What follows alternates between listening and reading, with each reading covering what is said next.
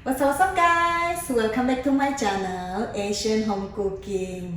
Di video kali ini saya akan membuat cheesecake flan atau cheesecake caramel pudding.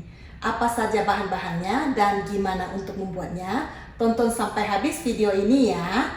Jangan lupa support channel saya ini dengan subscribe, komen, dan like-nya. Terima kasih.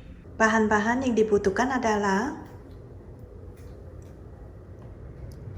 150 gram gula pasir, 225 gram cream cheese, 4 telur, 1 kaleng evaporate milk atau 350 ml, 1 kaleng susu kental atau 375 gram, sedikit garam, dan sedikit vanila. Mari kita lanjut proses pembuatannya.